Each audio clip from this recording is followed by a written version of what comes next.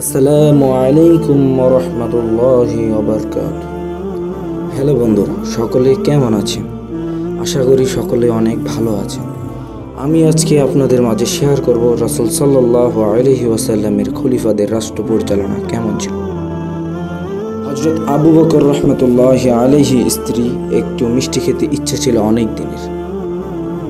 পয়সা তো আর নেই, তাই খলিফা যা আনেন তা থেকে একটু একটু করে কষ্ট করে টাকা বাঁচিয়ে কিছু টাকা জোগাড় করে।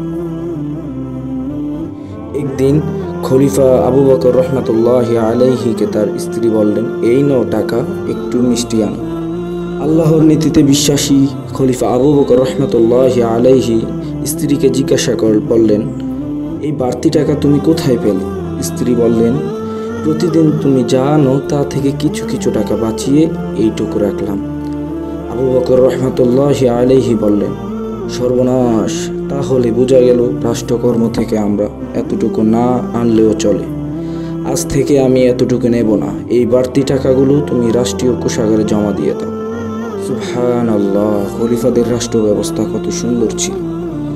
আর আজকে আমাদের দেশের সরকারের একজন চাকর 400 কোটি টাকার মালিক, হেলিকপ্টার ছাড়া বাহির হয় না।